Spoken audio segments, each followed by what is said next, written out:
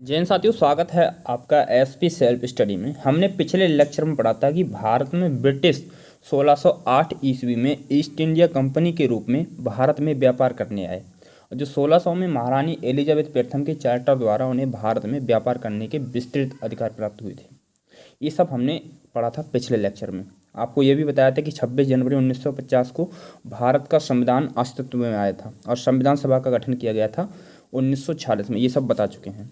हम पढ़ने वाले हैं कंपनी का शासन। मैंने बताया था पिछले लेक्चर में कंपनी का शासन 1773 से 1858 तक, और दूसरा बताया था मैंने सम्राट का शासन 1858 से 1947 तक। हम पढ़ने वाले हैं आज कंपनी का शासन 1773 से 1858। ये पढ़ने वाले हम इसमें पढ़ने वाले हैं 1773 का रेगुलेटिंग एक्ट पढ़ेंगे, और हम पढ़ेंगे इसमें 1781 का संशोधन अधिनियम पढ़ेंगे, और फिर पढ़ेंगे 1784 का पिट्स इंडिया एक्ट पढ़ेंगे, फिर पढ़ेंगे 1786 का अधिनियम, 1793 का अधिनियम, जो आपके यूपीएसआई के लिए मोस्ट इंपॉर्टेंट है, जो पूछे गए हैं। 1833 का चार्टर अधिनियम पढ़ेंगे, 1853 का चार्टर अधिनियम पढ़ेंगे। ये सब हम पढ़ने वाले हैं मोस्ट इंपॉर्टेंट बातें। देखिए 1773 का रेगुलेटिंग एक्ट क्या था। 1773 का जो रेगुलेटिंग एक्ट है उसमें अधिनियम के अत्यधिक संवैधानिक महत्व था। संवैधानिक महत्व था किसका? रेगुलेटिंग एक्ट 1773 था उसका। भारत में ईस्ट इंडिया कंपनी के कार्यों को नियमित और नियंत्रित करने की दिशा में ब्रिटिश सरकार द्वारा उठाया गया यह पहला कदम था। किसके द्वारा? भारत में ईस्ट इंडिया कंपनी के कार्यों को नियमित और नियंत्रित करने का, यह करने का जो था ब्रिटिश सरकार द्वारा उठाया गया है पहला कदम था। ठीक है, नियंत्रित करने के लिए, कार्यों को नियंत्रित करने के लिए। इसके द्वारा पहली बार कंपनी को प्रशासनिक और राजनीतिक कार्यों को मान्यता मिली। 17 ऐसे पूछ लेता है कि बताइए किस एक्ट के द्वारा ईस्ट इंडिया कंपनी को प्रशासनिक और राजनीतिक कार्यों को मान्यता मिली। 1773 के रेगुलेटिंग एक्ट के द्वारा कंपनी को प्रशासनिक व राजनीतिक कार्यों की मान्यता मिली।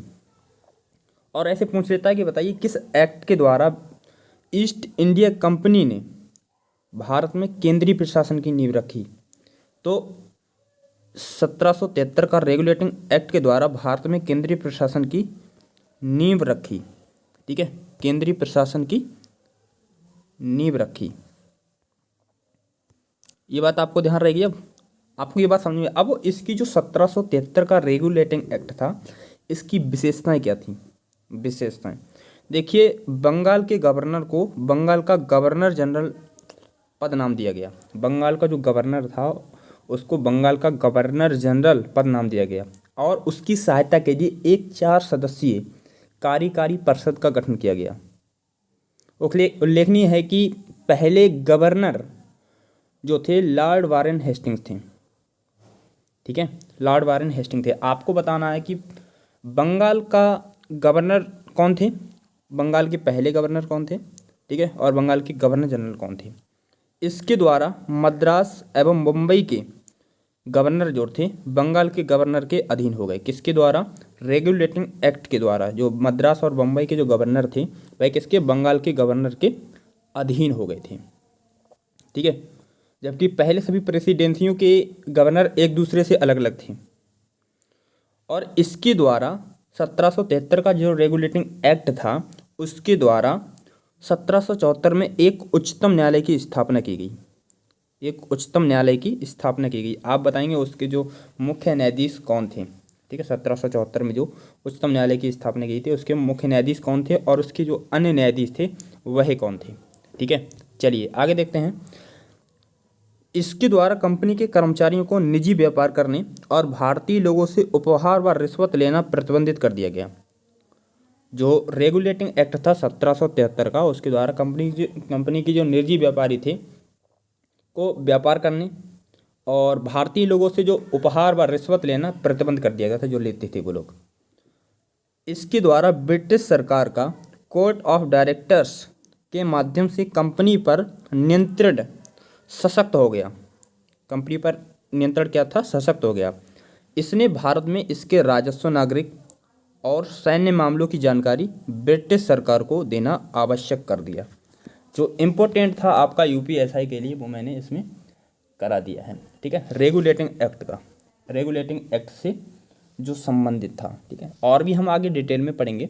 ठीक है, देखिए अगला हम पढ़ेंगे 1781 का संशोधन अधिनियम।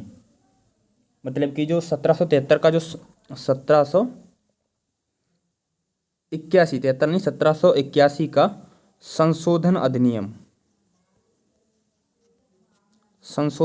अधिनियम, इसमें जो रेगुलेटिंग एक्ट ऑफ 1773 की खामियों को क्या किया, ठीक करने के लिए क्या किया, ब्रिटिश संसद ने अमेंडिंग एक्ट ऑफ 1781 पारित किया, जिसे बंदोबस्त कानून, एक्ट ऑफ सेटलमेंट के नाम से भी जाना जाता है।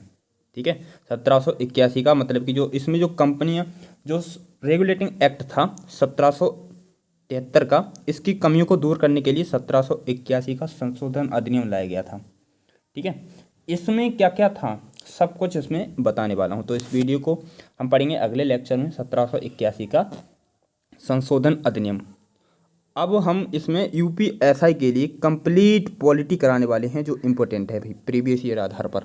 ठीक है, अब इस चैनल को सब्सक्राइब कर लीजिए और अपने दोस्तों को शेयर कीजिए और मेरे साथ तैयारी कीजिए। मैं आपके लिए डेली लेकर के आता रहूँगा। जो भी डाउट होगा आप प्लीज़ कमेंट कीजिएगा।